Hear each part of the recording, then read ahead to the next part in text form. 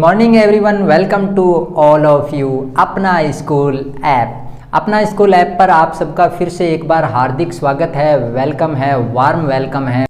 चलिए स्टार्ट कर लेते हैं आज के लेक्चर को बिना कोई देर किए हुए। आज के लेक्चर के अंदर कुछ होने वाला अनोखा, कुछ यूनिक, अपने आप में कुछ स्पेशल, कुछ चीज़ें हम आज सीखने वाले हैं और कुछ चीज़ें हैं सिखाने वाली, यानी कि कुछ चीज़ें हैं समझने वाली और कुछ चीज़ें हैं समझाने वाली।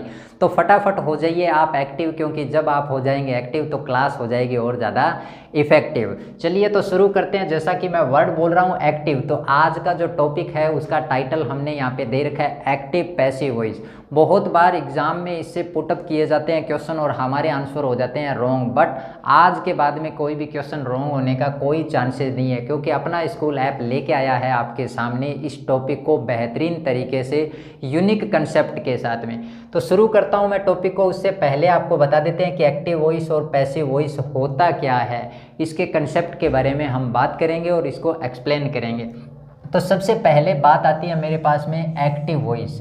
तो मैं जब ये बात बोल रहा हूँ कि आप हो जाइए एक्टिव, तो इसी तरीके से किसी भी सेंटेंस में अगर हम कोई भी चीज़ को देखते हैं जिसके अंदर सबसे इम्पोर्टेंट चीज़ आ जाती है मेरे पास में अपने आप में सब्जेक्ट।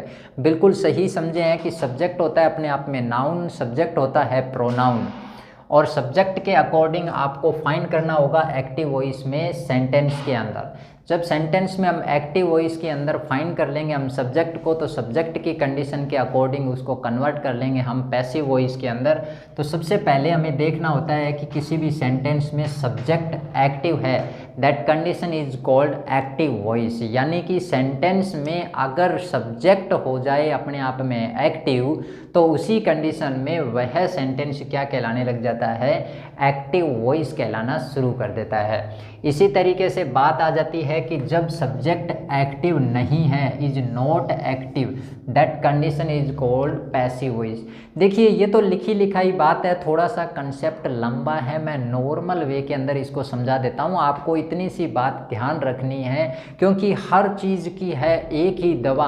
अभी एक्टिव वैसे वॉइस हो जाएगा अपने आप में हवा। देखिए तो कैसे हवा हो जाएगा, आप सरल शब्दों में समझिए, बिल्कुल सिंपल लैंग्वेज में समझिए। आपको जब भी कोई सेंटेंस मिलेगा तो आपको सेंटेंस में ध्यान रखना है कि जो डूअर है, जो काम करने वाला व्यक्ति है, वह व्यक्ति आपको सेंटेंस में किस पोजीशन पर नज़र आ रहा है। बस आपको सिर्फ उतनी सी चीज़ देखनी है। आपको लगता है कि वह पोजीशन किस लेवल की है, उस लेवल को आप अगर फाइंड कर लेंगे तो आप अपने आप में डिफाइन कर लेंगे कि एक्टिव वॉइस क्या है और पैसिव वॉइस क्या है। तो मैं सरल शब्दों के अंदर, इजी वर्ड के अंदर इसको एक्सप्लेन कर रहा हूँ कि कैसे समझना है। आपको क्या करना है, एक सेंटेंस को आराम से रीड करना है। रीड करने के बाद में उसमें सबसे पहले फाइंड करना है डूअर। डूअर का मतलब होता है सब्जेक्ट, और सब्जेक्ट क्या क्या हो सकता है, मे बी पॉसिबल, कौन कौन से हो सकते हैं, सब्जेक्ट हो सकते हैं अपने आप में नाउन, सब्जेक्ट हो सकते हैं प्रोनाउन। तो each sentence have two types of the subject. आगे और भी बहुत सारी पॉसिबिलिटी है, बट अपन कंसेप्ट हमारे लेवल के लिए हम सिर्फ इतनी सी ही चीज़ सीख रहे हैं। तो इसमें मेरे पास में क्या मैंने बोला, सब्जेक्ट, यानी कुल मिला के सारी की सारी चीज़ें आ जाती है सब्जेक्ट पे, सारी चीज़ें आ जाती है डूअर पे। अगर आप डूअर फाउंड कर लेते हैं और फाइंड करने के बाद में क्या करना है, आपको देखना है कि वह डूअर कौन सी पोजीशन में है, किस टाइप की सिचुएशन में दिखाई दे रहा है।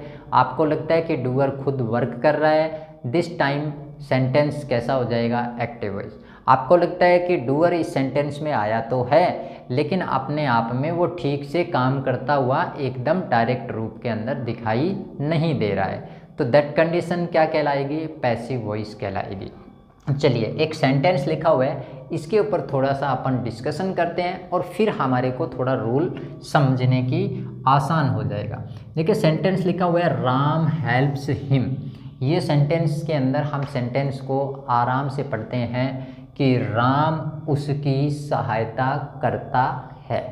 कितना अच्छा सेंटेंस, हेल्प की बात की जा रही है। हेल्प से हमें एक बात याद आई कि आज आपके एक लार्जेस्ट लेवल के ऊपर, अगर इंडिया के लार्जेस्ट पोडियम की बात करें, लार्जेस्ट स्टेट की बात करें, तो अपने आप में अपना स्कूल ऐप आपके लिए बेसिक कंसेप्ट के अलावा बहुत सारी क्लासेज का एक गिफ्ट बम्पर लेके आया है, वो भी बिल्कुल फ्री, और ऑनलाइन चल रही है ये सारी की सारी क्लासें। तो आप अपने साथ में जितने भी आपके फ्रेंड्स हैं उन सबको भी आप ये बात बताएं, उनको अवेयर करें कि इस टाइप से ऑनलाइन फ्री क्लासें चल रही है। आपको लगता है कि किसी भी लेवल को आपको मेंटेन करना है तो आप क्लास को ज्वाइन कर सकते हैं।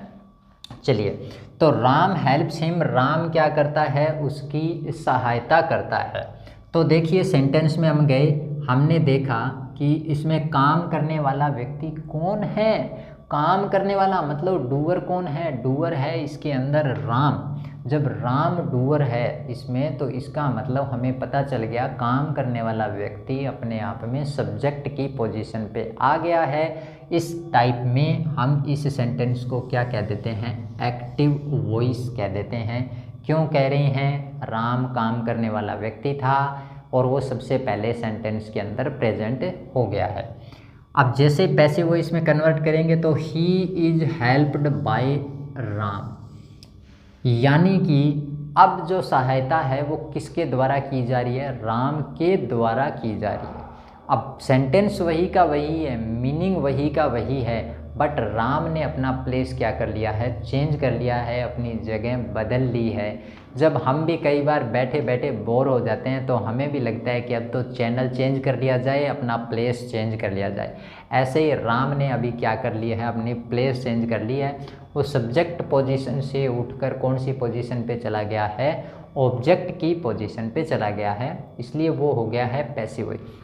Generally, a meaningful and complete senseful sentence in English can be written in the following pattern. यानी कि जब भी हम इंग्लिश की बात करते हैं तो सामान्य रूप के अंदर जितने भी सेंटेंसेस होते हैं वो एक नॉर्मल पैटर्न के ऊपर चलते हैं। कौन सा है वो पैटर्न, आपको अच्छे से आता होगा।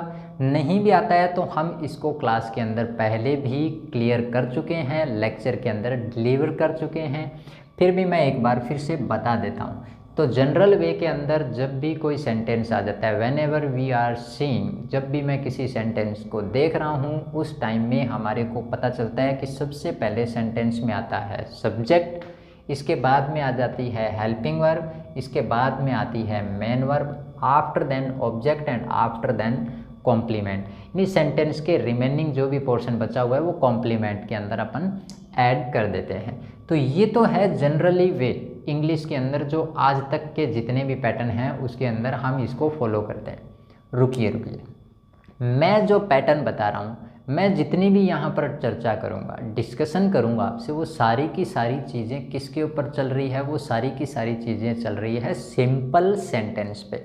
Sentence, there are 5 kinds of the sentences. First is the simple, second is the negative, third is the interrogative and fourth is the imperative, fifth is the exclamatory sentences. Like that 5 sentences, but only we are discussing about simple sentences in the example. Only on हम simple sentence के बारे में ही चर्चा कर रहे हैं।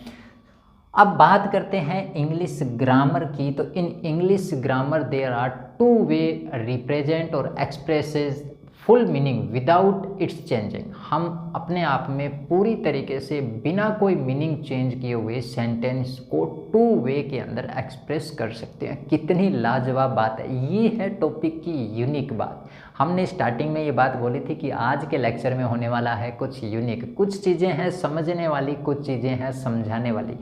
ये है बात समझने वाली कि इंग्लिश ग्रामर में आपको ऐसी चीज़ मिल जाती है, ऐसे सेंटेंस मिल जाते हैं कि जिसको आप सेंटेंस में वर्ड के ऑर्डर क्या कर दो, चेंज कर दो। एक सेंटेंस के अंदर वर्ड को एक प्लेस से उठा के दूसरे प्लेस पे, दूसरे से तीसरे पे, थर्ड पोजीशन से फर्स्ट पोजीशन पे। जैसे कि सेंटेंस में एग्जाम्पल में हमने देखा था कि राम अपने आप में फर्स्ट पोजीशन में बैठे हुए थे और चेंज करके चले गए थे ऑब्जेक्ट पोजीशन में। देखो वही राम थे, सिर्फ सिचुएशन चेंज की, अपनी पोजीशन चेंज की, अपनी जगह चेंज की, बट मीनिंग फिर भी चेंज नहीं हुआ। कितने अपने आप में यूनिक चीज़ है एक्टिव पैसिव वॉइस के अंदर, ऐसा कमाल है। ये तो कमाल क्या है, धमाल है बिल्कुल, कि हम मीनिंगफुल सेंटेंस बनाए रखते हैं बट वर्ड का ऑर्डर चेंज हो जाता है। तो ऐसे में हमें जब भी ये जब वे चेंज करते हैं इसका एग्जाम्पल देखो, राम किल्ड रावण, रावण को कौन मारता है? राम मारता है। तो राम रावण को मारता है, ये मतलब यहाँ पर किल्ड दिया हुआ है, ये V2 दी हुई है, मैं समझाने के लिए मारता है वर्ड बोल रहा हूँ, बट करेक्ट जब देखेंगे तो पास्ट टेंस की बात कही जा रही है, मतलब बात बीत चुकी है, घटना इवेंट है वो अपने आप में पास्ट का है, इसका मतलब राम ने रावण को मारा, ऐसा कहा गया है सेंटेंस में।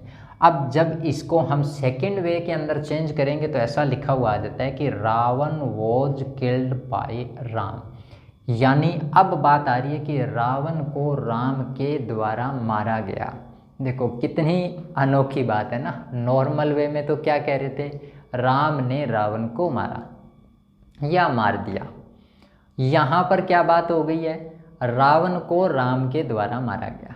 बात वही है, बस बोलने का वे अलग हो गया है, प्रेजेंटेशन करने का वे अलग हो गया है। जैसा कि हमने फॉर एग्जांपल एक्सक्लेमेटरी सेंटेंस के अंदर हमारे इमोशन, हमारे थॉट्स, वो सारे के सारे हम एक्सप्रेस करते हैं, बस एक्सप्रेशन का ही भाव है अपने आप में। सेंटेंस जैसे मान लीजिए मैं एक एग्जांपल के अंदर बोलूं कि सागर सर क्या पढ़ाते हैं, पता ही नहीं चलता क्या पढ़ाते हैं। इस सेंटेंस को अपन इमोशनली अगर बोलते हैं, इसमें थॉट्स अपने इस तरीके से डालें और वे ऑफ प्रेजेंटेशन सेंटेंस का अपन चेंज कर दें, तो दैट टाइम यही सेंटेंस अपने आप में एक नया रूप ले लेगा। कैसे नया रूप लेगा? कि सागर सर क्या पढ़ाते हैं, गजब पढ़ाते हैं। मतलब क्या हुआ कि सेंटेंस का भाव अपने आप में बोलते ही चेंज हो गया। ऐसा ही एक्टिव पैसिव वॉइस में ये कमाल है, और इस कमाल को ही तो सीखने के लिए आज ये टॉपिक हम आपके सामने लेके आए हैं। तो चलिए हम बात कर लेते हैं कि एक्टिव से पैसिव वॉइस बनाने के लिए क्या रूल्स को हमें फॉलो करना पड़ता है। एक बार मैं रूल रीड आउट कर देता हूँ आपके सामने, ताकि आपको रूल थोड़े थोड़े समझ में आ जाए, फिर हम इसको थोड़ा सा डिस्कशन करते हैं। रूल में फर्स्ट रूल लिखा हुआ है, subject of the active voice become the object of passive voice. Simple सी बात लिखी हुई है, बिल्कुल इजी वर्ड के अंदर हमने यहाँ पे इन शब्दों को पिरोया है कि सब्जेक्ट ऑफ एक्टिव वॉइस, जो एक्टिव वॉइस का सब्जेक्ट है, बिकम द ऑब्जेक्ट, क्या बन जाएगा? ऑब्जेक्ट बन जाएगा। किसका बन जाएगा? पैसिव वॉइस का बन जाएगा। नेक्स्ट पे लिखा हुआ है, object of active voice become the subject of passive voice. फिर से नॉर्मल बात, बस क्या किया है, यहाँ हमारे पास में लिखा हुआ आ रहा था सब्जेक्ट, ये चल के धीरे धीरे किस जगह पे चला गया है? ऑब्जेक्ट की जगह पर चला गया है। Very nice. यहाँ पर क्या हो रहा है? यही ऑब्जेक्ट वापिस उठ के, मतलब एक बार तो सब्जेक्ट इधर गया है, ये जा रहा है, ये जा रहा है और ये जा रहा है, चला गया ऑब्जेक्ट के बाद। अब यही object, object of active voice become the subject, यानी कि अब ऑब्जेक्ट वापिस किस में आ गया है? सब्जेक्ट में। ये तो वही बात आ गई कि सुबह के निकले हुए शाम को वापस घर पे लौट आए। खैर कोई बात नहीं, देर आए दुरुस्त आए, आ तो घर ही गए ना, जैसे तैसे पहुँच ही गए। मौसम ही कुछ ऐसा चल रहा है, और इस मौसम में पता ही नहीं, पूरी धरती पूरी की पूरी अर्थ गोल है, हम जिस सिरे से शुरू हुए थे उसी सिरे पे आ गए हैं। और ख़ास बात ये है कि गोल गोल घूमते घूमते हमारे पास एक्टिव से पैसिव वॉइस बनाने के 2 रूल तो अपने आप में हवा हो गए हैं। मैंने बताया था कि हर मर्ज की है दवा, एक्टिव पैसिव वॉइस होने वाला है हवा। हो गया है ना हवा, 2 रूल तो हो ही गए। गोल गोल घूमे हैं, सब्जेक्ट ऑब्जेक्ट की जगह पे गया है और ऑब्जेक्ट सब्जेक्ट की जगह पे गया है। छोटा सा चेंज हुआ, दोनों चेंज हमारे को बिल्कुल इजी लैंग्वेज में समझ में आ गया। थर्ड रूल की बात कर लेते हैं। मेन वर्ब को क्या कर देना है? चेंज कर देना है। किस में कर देना है सर? पार्टिसिपल में करना है। पार्टिसिपल भी कौन से में? पास्ट पार्टिसिपल में करना है। सर समझ में नहीं आया, पार्टिसिपल वर्ड बोल रहे हैं, थोड़ा कन्फ्यूजन वाला मामला है, अभी दूर करते हैं। पार्टिसिपल जब बात की जा रही है, लेकिन अभी ओनली ऑन मैं बात कर रहा हूँ पास्ट पार्टिसिपल पे। पास्ट पार्टिसिपल का मतलब होता है वर्ब की थर्ड फॉर्म। अरे वाह वाह वाह, क्या बात है सर, इतनी इजी। अभी तो बेसिक कंसेप्ट और इजी वर्ड की बात कर रहे थे और आपने इतने भारी भरकम वर्ड यूज कर लिए, पास्ट पार्टिसिपल। क्या करें कि कुछ ग्रामर के अंदर कहीं ना कहीं ये वर्ड लिखे हुए आ जाते हैं और फिर ये वर्ड याद करने पड़ते हैं, ऐसे कैसे, लर्न रखना पड़ता है इनको, इसलिए हमने भी इसको ऐसा ही एक्सप्लेन कर दिया। बट आपको ध्यान रखना है पास्ट पार्टिसिपल का मतलब क्या है, वर्ब की थर्ड फॉर्म है। बस सिंपल सी बात है, ज़्यादा दिमाग लगाने की ज़रूरत नहीं है। वर्ब की इंफॉर्मेशन के लिए थोड़ी सी बात बता देते हैं। वर्ब शुरू हो जाती है फर्स्ट फॉर्म से और चलती चलती वर्ब पहुंच जाती है वर्ब की सेकंड फॉर्म पे। अभी वर्ब की थर्ड फॉर्म हमने यहाँ पर लिख रखी है। फिर आ जाती है वर्ब की फोर्थ फॉर्म और फिर आ जाती है वर्ब की फिफ्थ फॉर्म। अरे बस करो भाई, कितनी काउंटिंग करोगे, 1 2 3 4 5। एक्टिव से पैसिव वॉइस चेंज करने के रूल भी 5 और वर्ब भी 5। V1 आपने पढ़ रखी है, 2 भी आपने पढ़ रखी है, पास्ट फॉर्म के अंदर चली जाती है। थर्ड फॉर्म अभी अभी बताया, नया नामकरण किया है इसका, पास्ट पार्टिसिपल। फोर्थ फॉर्म का मतलब होता है वर्ब की फर्स्ट फॉर्म के साथ में, वर्ब की फर्स्ट फॉर्म के साथ में क्या यूज कर लेना है, S/ES। दोनों में से जैसी चीज़ें आ रही है उसके अकॉर्डिंग यूज कर लेंगे। फिफ्थ फॉर्म का मतलब होता है वर्ब की फर्स्ट फॉर्म के साथ में ING। चलिए, rule number 3, I hope so that आपके क्लियर हो गया होगा। रूल नंबर 4 में आ जाइए, बाई वर्ड तो सुन रखा होगा, स्कूल में जाते हैं तो कभी तो कुछ बच्चे बोलते हैं बाई जी, अच्छा कुछ बोल देते हैं आंटी। और गांव की अगर विलेज की बात की जाए वहाँ पर तो बाई अपनी छोटी बहन को भी बोल ही देते हैं, बाई कहाँ गई आज तो। ठीक समझे आप, बोलने वाले वर्ड तो वही बाई हैं यहाँ पे, बट इंग्लिश ग्रामर में हम जब बाय वर्ड का यूज करते हैं वो बाई नहीं है, वो बाय है। और वो बाय जो वर्ड है वो प्रीपोजिशन है। क्या है, प्रीपोजिशन है। कितनी अच्छी बात है, कितने मनोरंजनात्मक तरीके से हम क्लास को एंजॉय करते हुए एक्टिव से पैसिव वॉइस के रूल समझ रहे हैं। क्या बात, बाय को यूज करना है आपको किससे पहले, ऑब्जेक्ट ऑफ पैसिव वॉइस। अरे वाह, अभी अभी गोल गोल घूम के आए थे, वापस चलते हैं एक बार, वहाँ ये बात समझ में आएगी। सब्जेक्ट से मैं गया था ऑब्जेक्ट की पोजीशन पे। ऑब्जेक्ट पे जब जाऊंगा तो मैं अकेला नहीं जा रहा हूँ, मैं साथ में किसको लेके चला जाऊंगा, बाय को लेके जाऊंगा। देखो यहाँ लिखा हुआ है यूज्ड बिफोर ऑब्जेक्ट, सब्जेक्ट ही तो बना है ना ऑब्जेक्ट, किसका, पैसिव वॉइस का। तो ऑब्जेक्ट के पैसिव वॉइस से जस्ट बिफोर क्या यूज कर लेंगे, बाय यूज कर लेंगे। अब बात समझ में आ गई है, मतलब सब्जेक्ट को घुमा के जब ऑब्जेक्ट लेके जाएंगे तो उससे जस्ट पहले क्या यूज कर लेना है, बाय यूज कर लेना है। हमारे रूल 3 क्लियर हो गए एक के साथ के साथ।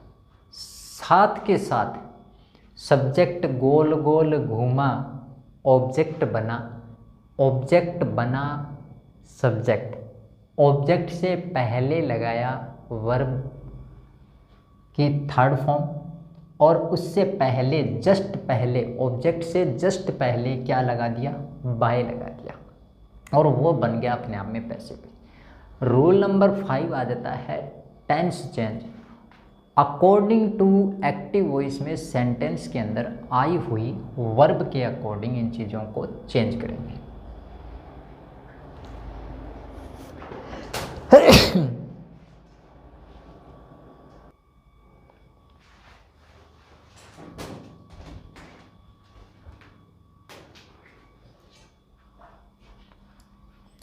रूल नंबर 5 टेंस चेंज तो बड़ा भारी भरकम रूल है, लेकिन हम यहाँ पर बहुत इजी कंसेप्ट में इसको सीख लेंगे।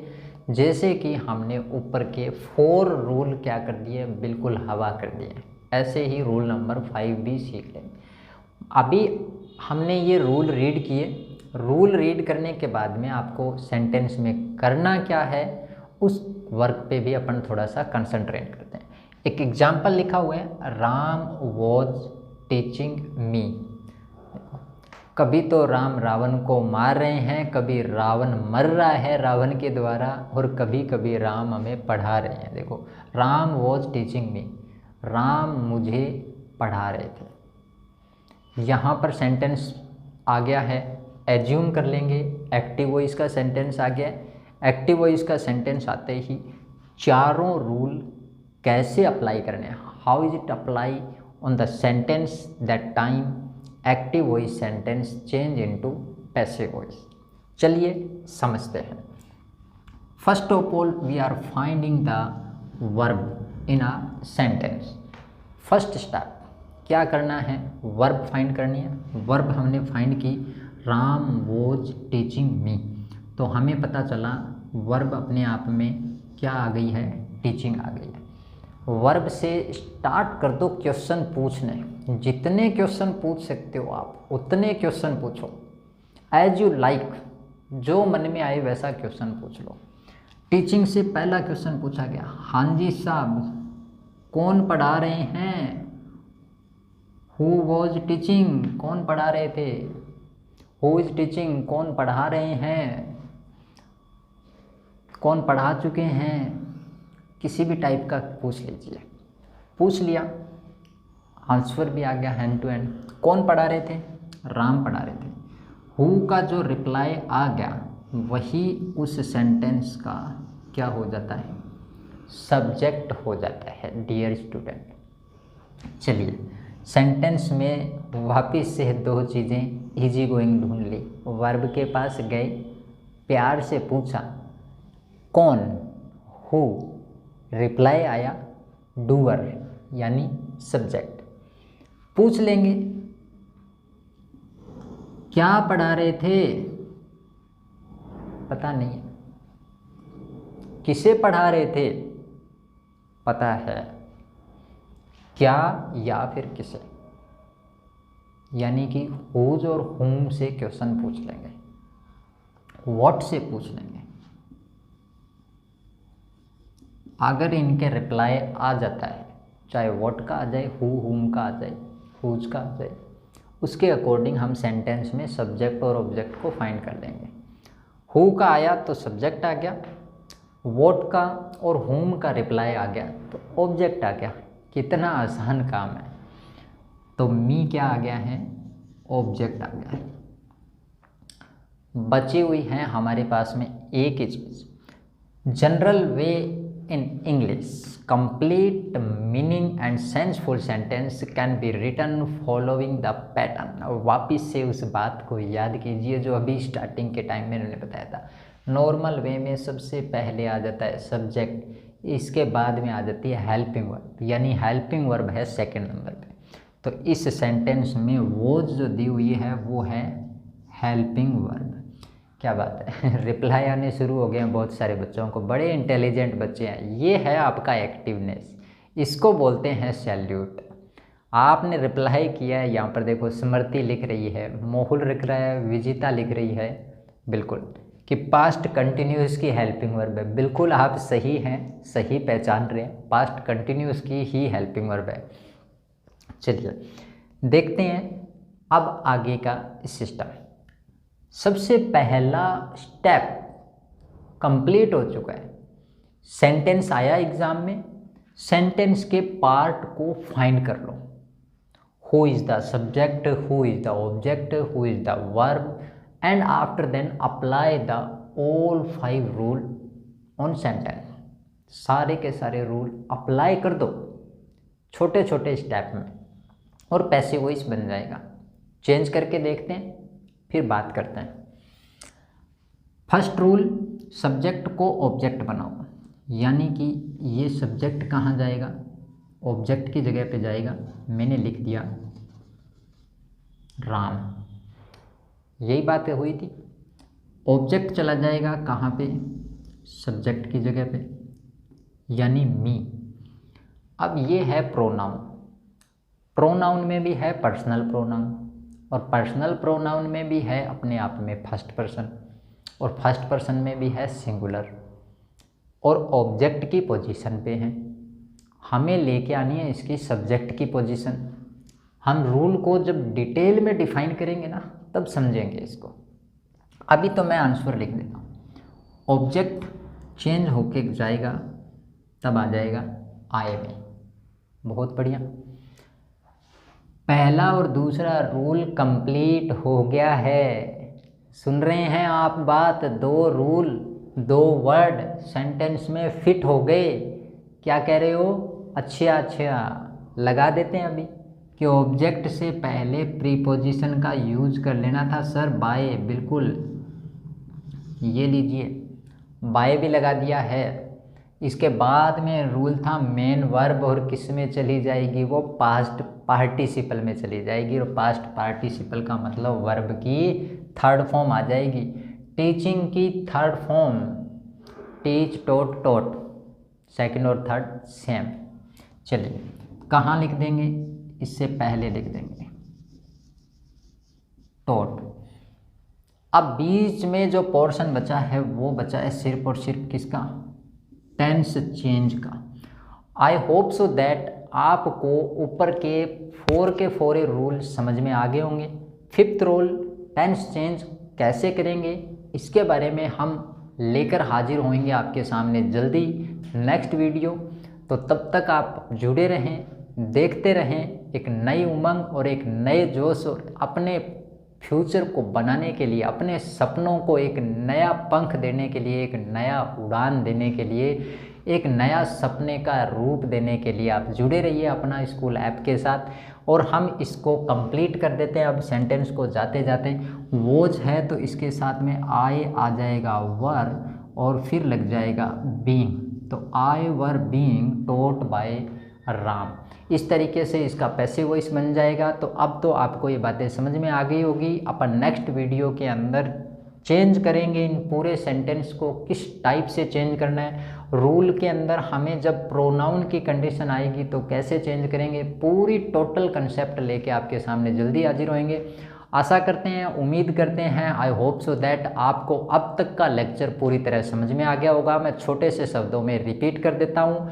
एक्टिव वॉइस से पैसिव वॉइस बनाने के नॉर्मल हमारे पास में 4 रूल हैं। 4 रूल के अंदर अब तक में हमने देखे कि सब्जेक्ट को ऑब्जेक्ट बना देंगे, ऑब्जेक्ट को सब्जेक्ट बना देंगे, मेन वर्ब को पास्ट पार्टिसिपल में चेंज कर देंगे, बाय लगा देंगे। रूल नंबर 5 की बात अभी नहीं कर रहे हैं, इसलिए मैंने बोला रूल 4 हैं। बट टोटल रूल कितने हैं? 5 हैं। टोटल वर्ब कितनी है? 5 है। आज के लेसन में यूनिक थी 5 वर्ब को सीखना, 5 रूल को अप्लाई करना, पास्ट पार्टिसिपल जैसे नाम देखना, और साथ में जनरल वे में हम इंग्लिश के अंदर किस पैटर्न को फॉलो करते हैं। एक्टिव पैसिव वॉइस एक ऐसा यूनिक टॉपिक जो अपने आप में सेंटेंस को दे सकता है 2 वे फॉर एक्सप्रेसिंग, वो भी विदाउट चेंजिंग इट्स मीनिंग, बिना कोई मीनिंग के चेंज किए हुए। चलिए तो देखते रहिए आप हमारे वीडियो और जुड़े रहिए हमारे साथ। मिलते हैं एक नए लेक्चर में, एक नए वीडियो में, एक नई जानकारी के साथ, नए उमंग, नए और जोश के साथ में। सबको bye bye, thanks for watching.